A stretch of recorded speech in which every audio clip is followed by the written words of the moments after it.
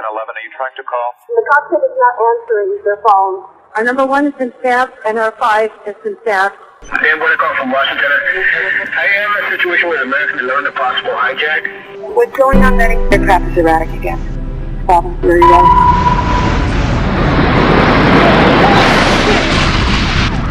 Betty, confirmation. What are those people going to do? All the elevators are blocked out. Oh my God, so both towers are now. Okay, I got an aircraft 6 miles east of the White House.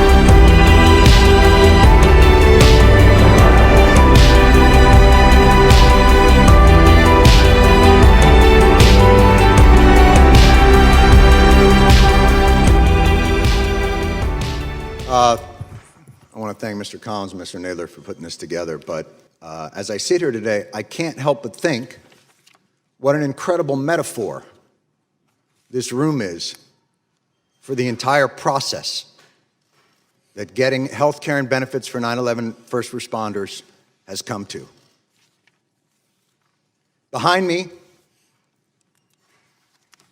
a filled room of 9/11 first responders, and in front of me, a nearly empty Congress. Sick and dying, they brought themselves down here to speak to no one. It's shameful. It's an embarrassment to the country, and it is a stain on this institution. And you should be ashamed of yourselves for those that aren't here, but you won't be. Because accountability doesn't appear to be something that occurs in this chamber. We don't want to be here. Lou doesn't want to be here. None of these people want to be here. But they are, and they're not here for themselves. They're here to continue fighting for what's right.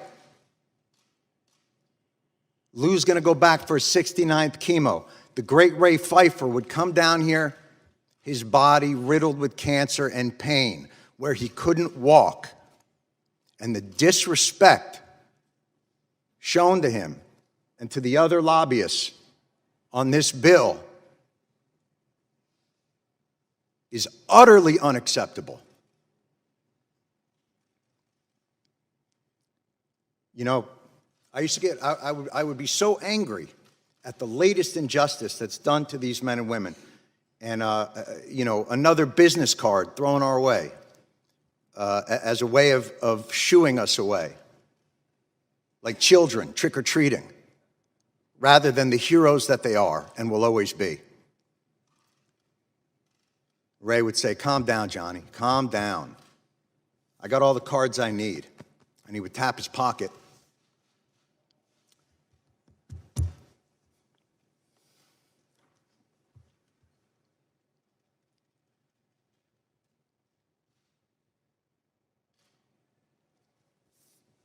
Where he kept the prayer cards of 343 firefighters.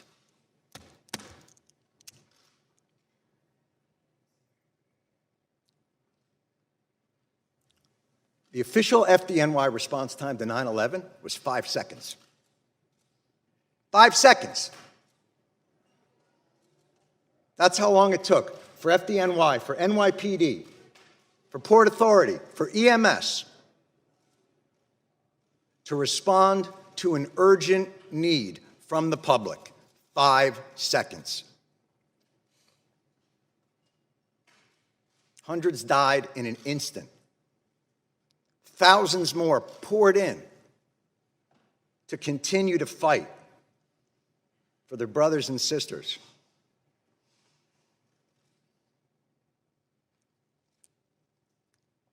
The breathing problem started almost immediately, and they were told they weren't sick, they were crazy.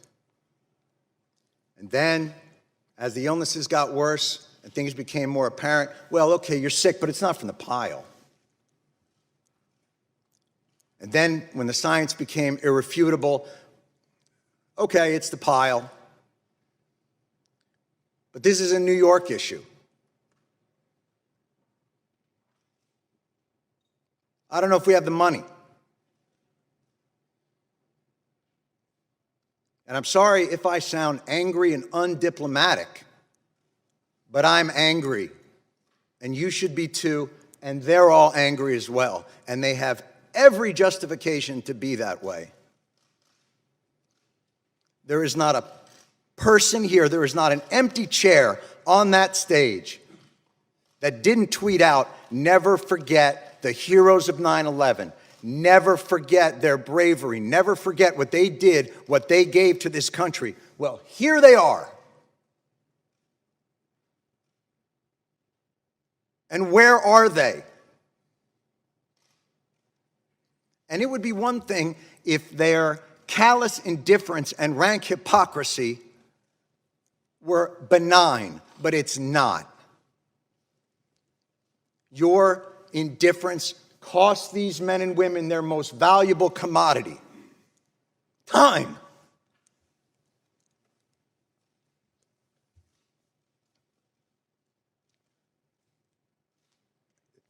It's the one thing they're running out of. This should be flipped. This hearing should be flipped. These men and women should be up on that stage, and Congress should be down here answering their questions as to why this is so damn hard and takes so damn long. And why, no matter what they get, something's always pulled back, and they got to come back.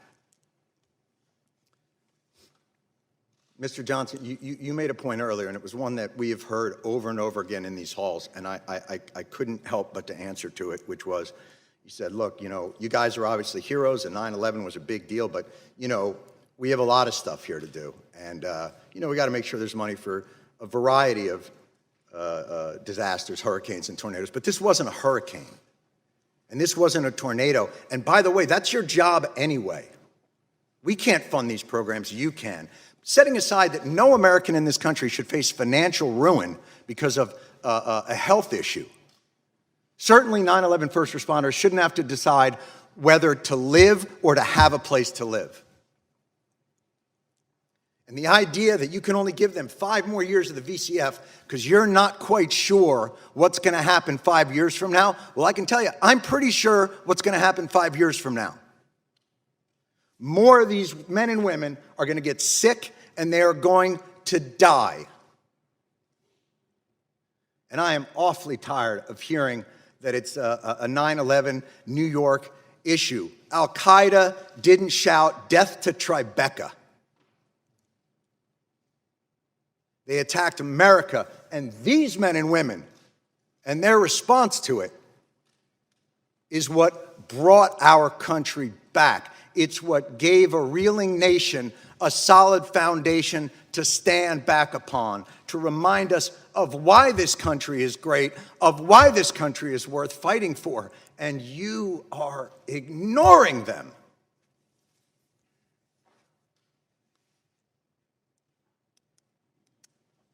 And you can end it tomorrow.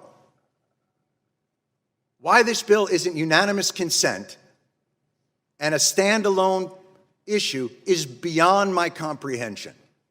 And I have yet to hear a reasonable explanation for why. It'll get stuck in some transportation bill or some appropriations bill and get sent over to the Senate, where a certain someone from the Senate will use it as a political football to get themselves maybe another new import tax on petroleum, because that's what happened to us in 2015. And we won't allow it to happen again. Thank God for people like John Field. Thank God for people like Ray Pfeiffer. Thank God for all of these people who will not let it happen.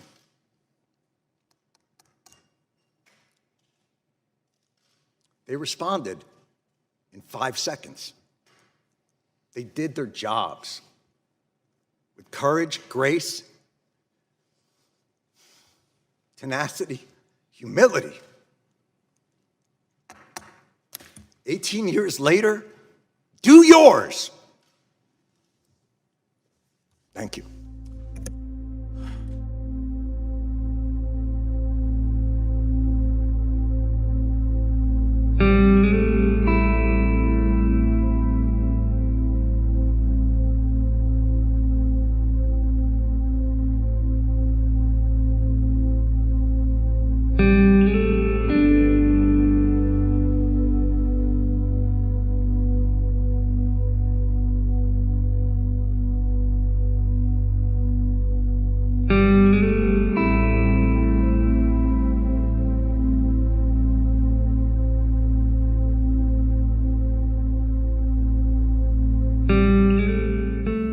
국가는 국민들을 보호하기 위해서, 국민들의 좀 더 나은 삶을 위해서 국민들이 만든 도구입니다.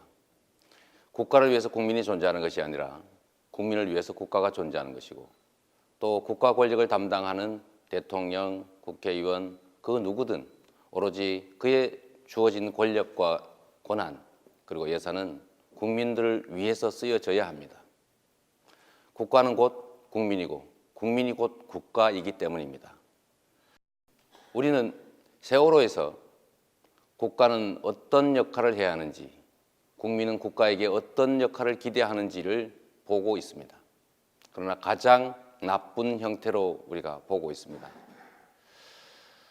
국가가 국민의 생명과 안전을 지켜야 되는 그 엄중한 책무를 저버리고 국민들이 죽어가는 그 시간에 국가의 최고 책임자는 무슨 일을 했는지 국민들이 알지 못합니다. 나머지 국가기관들은 우왕좌왕했습니다. 최고 지도자를 위해서 어떤 영상을 보여줄지를 고민했을 뿐, 죽어가는 그들을 위해서 어떤 활동을 해야 되는 데에 대해서 집중하지 않았습니다. 우리는 여기서 근본적 의문을 제기할 수밖에 없습니다. 과연 국가는 국민을 위해 존재했는가? 지금까지 국가는 그러지 못했던 것이 분명합니다. 국가가 국민을 위해서가 아니라 국가 권력자들의 편의를 위해서, 이 나라를 지배하는 소수 권력자들, 기득권자들을 위해서 봉사해왔다는 사실, 국민은 나라의 주인이 아니라 국가의 정치에 동원되는 그야말로 대상일 뿐이었다는 것을 우리 세월호 사건을 통해서 우리는 극명하게 체험하고 말았습니다. 새로운 대한민국은 대한민국 국가 구성원 모두가 공정한 기회를 누리고 공정한 경쟁을 통해서 각자가 기여한 만큼의 몫을 누릴 수 있는, 그래서 모든 사람들이 희망을 갖고 자신의 꿈과 열정을 펼쳐나갈 수 있는 그런 공평한 나라, 정의로운 나라라고 정의할 수 있습니다.